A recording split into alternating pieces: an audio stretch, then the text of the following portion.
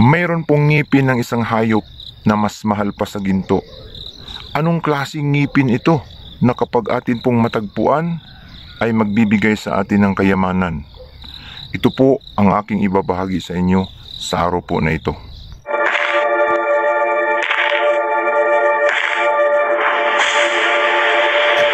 Welcome treasure hunters all over the Philippines. Welcome to my channel. Naniniwala ba kayo sa kasabihang ang naghahanap ay makakatagpo?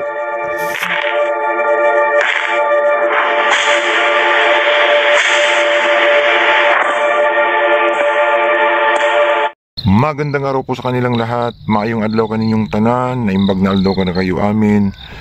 Assalamualaikum warahmatullahi ta'ala wa barakatuh. Luzon, Visayas, Mindanao, tayo na naman po ay magbabalik sa isa na naman pong napakagandang topic.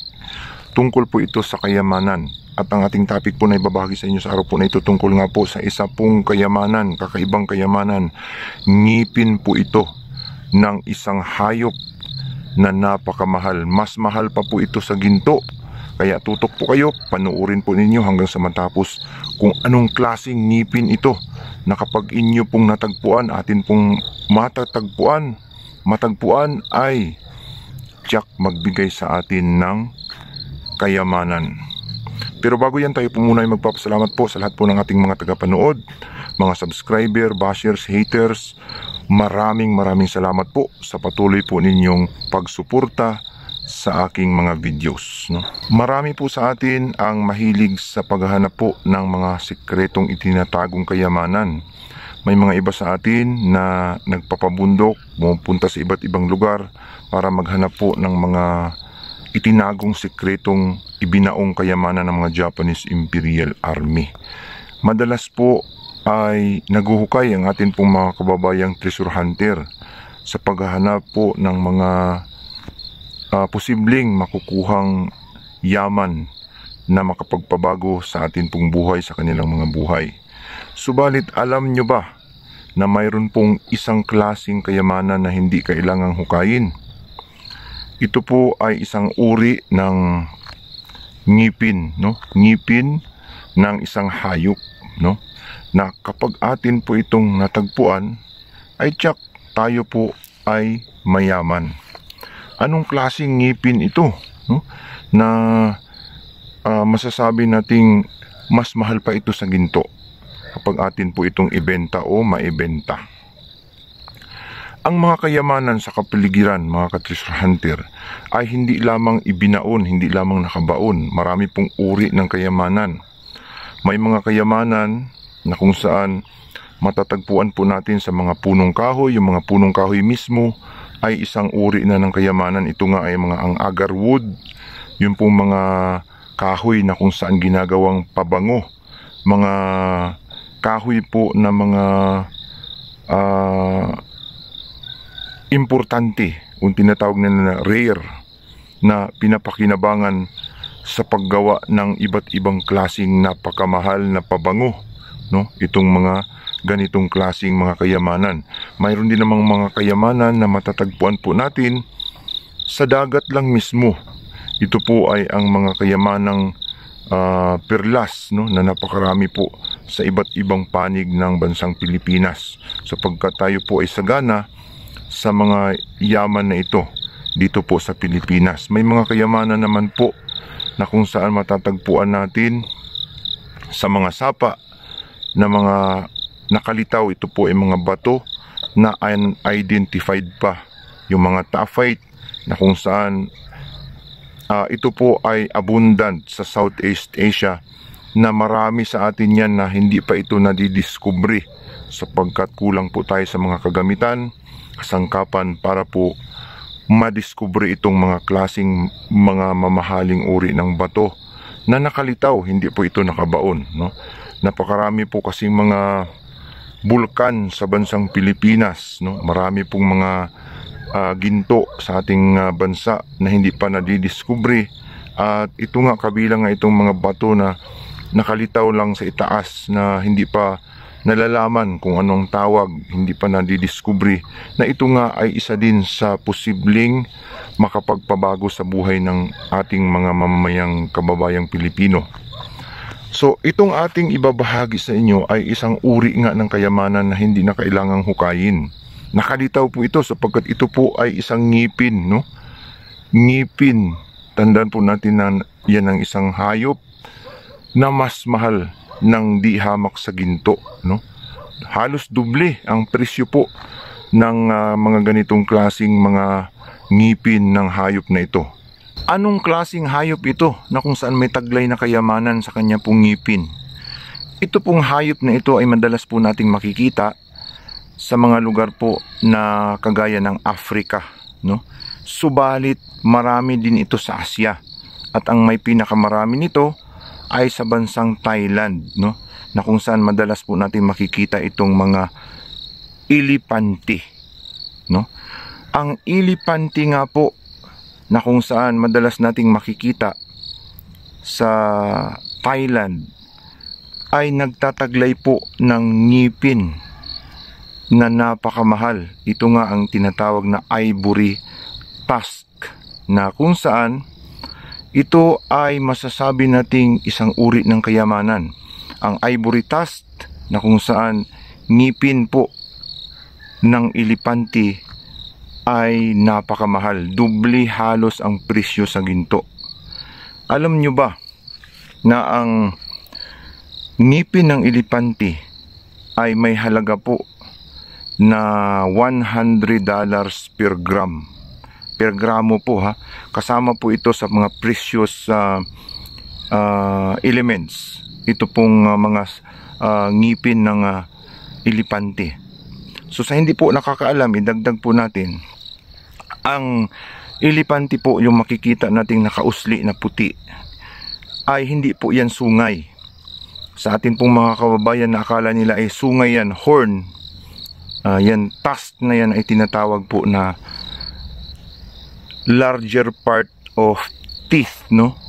Ngipin po yan ng ilipante na nakausli, nakalabas, na kung saan doble po halos ang presyo niya kumpara mo sa ginto. Imagine yung per gramo niya ay nasa $100.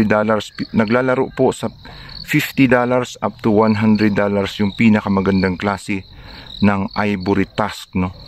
Na kung saan ito po ay masasabi nating isang uri nga ng kayamanan.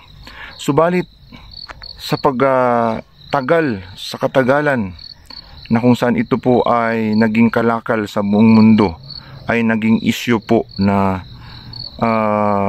ipinagbabawal, no? Naging issue na bakit pinapatay itong mga ilipante para lang makuha yung kanya pong ngipin at gagawing iba't ibang klaseng jewelry at ibinebenta sa iba't ibang panig ng mundo. Nagkaroon po ng batas, nagkaroon ng issue na hindi na ito pwedeng gagawin sa mga hayop na ito sapagkat mauubos ang kanila pong mga lahi, no? So naging bawal po ang pagbebenta sa merkado ng mga ngipin ng ilipante sapagkat ginawan po ito ng batas sa buong mundo. Maging sa Pilipinas, sa iba't ibang panig po ng Asia ay naputol po ang kalakalan ng ivory. Subalit mayroon pong mga black market na kung saan yung pong mga ivory na nagawa na antique o mga luma na ay patuloy po itong ibinebenta sa merkado ng napakamahal na presyo at halos wala pong pinagbabago ito. Ang mga ivory tusk, ngipin ng mga ilipante ay mayroon halaga sa bintahan sa online, sa black market na per pound, mayroong per kilo. Ang per pound po niya ay maabot sa 3,300,000 US dollar per 1 pound yun sa pinakamagandang klase na ivory tusk, no? So mayroon pong dalawang klaseng ivory tusk. Ito po ay ang mga Asian ivory tusk at saka yung African ivory tusk, no? Ang mga Asian ivory na dito po matatagpuan sa Asia ay puti. Kahit tumagal ang panahon ay mananatiling puti. Pero ang ivory tusk na nanggaling po sa Africa ay magiging yellowish, no, pagtagal ng panahon. Yan po ang mga palatandaan na Asian siya or Africans ang atin pong mga hawak na ivory tusk. So ang mga ivory tusk ay isang uri ng ngipin ng elepante na isa pong treasure na hindi na kailangang hukayin. Marami po itong mga ivory na ginagawa po itong mga imahe, mga ribulto ng mga Katoliko, mga Egyptians noong unang panahon, na katulad po ng mga artifacts na nakukuha po sa Egypt, sa Africa, sa Asia, ay abundant po ang mga ivory tusk. Subalit naging rare po sa panahon ngayon. Hindi na masyadong matatagpuan ang bintahan ng ivory sapagkat hinuhuli po ito, sapagkat may batas po na ipinagbabawal ang pagbibenta, pagkatay po ng mga elepante. Nagiging indigenous ang mga elepante, mauubos ang kanilang lahi kapag patuloy pong sinusuportahan o pinapatay ang mga elepante para kuhanan lamang ng mga ngipin. So yan po ang mga kayamanan, isang uri ng kayamanan na kapag atin pong natagpuan ito pong mga ivory tusk ay posibleng maging milyonaryo tayo, sapagkat dubli halos ang presyo nito sa ginto. So ulitin natin, ito ay napakamahal na kayamanan, ito pong mga ngipin ng mga elepante na ito, na napakarami po itong nagkakalat ng mga iba't ibang uri ng ivory tusk na mga statue na kapag atin pong natagpuan, nakuha, ay posibleng atin pong mapakinabangan, magbigay po sa atin ng yaman para magbago ang ating buhay, no? So sa mga nagtatanong, saan pwedeng ibenta ang mga ganitong klaseng mga ivory tusk, no? Ang mga ivory tusk ay kinukoleksyon yan. Binibili po ng mga collectors online. Sa mga, kung antique po yan, ay ipopost nyo sa antique groups sa Facebook, sa online, or ipost ninyo sa marketplace o sa iba't ibang online sites. Lalagyan ninyo ng date, yung petsa at saka taon, videos, photos at saka certificate. Kailangan pong ipalaboratory din para may patunay kayo na talagang legit, no, na ivory yan, sapagkat ang mga ivory ay mayroon pong tinatawag na composition na pag lumabas sa laboratory, tama yung nakalagay sa certificate, dito pong tinatawag na composition ng ivory. Ang ivory, idagdag ko, ay mayroon pong tinatawag na calcium, no, hydroxyapatite, calcium carbonate na konti, calcium fluoride na kaunti, no, at saka calcium ay magnesium phosphate, no. Tandaan po natin yan. Yan po yung mga elemento na komposisyon o nabuo po sa ngipin ng elepante.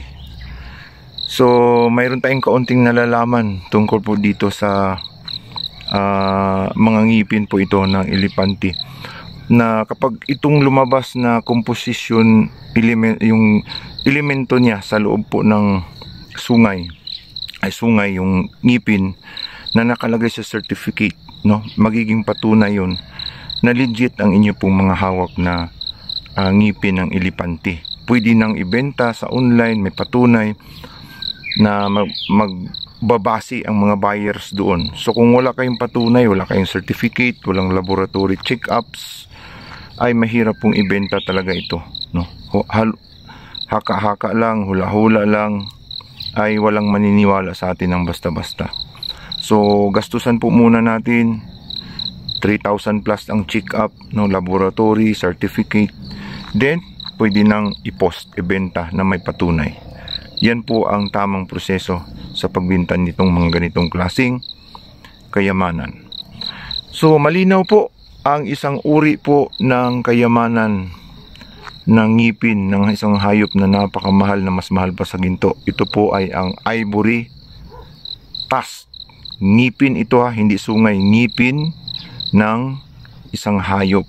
So kung diskumpiyado po kayo, sabihin yung sungay, paki-google na lang po kung ano ang ivory tusk para malaman ninyo kung tunay ba itong ating mga sinasabi, totoo ba ang ating mga sinasabi. Sana po ay nakapagbigay na naman sa inyo ng kaunting kaalaman tungkol po sa kayamanan, usaping kayamanan. Ito pong ating naibahagi sa inyo. Hanggang sa susunod po, ito po ang inyong ka-treasure hunter nagsasabing kapag tayo po ay naghahanap, tsak, tayo po ay makakahanap.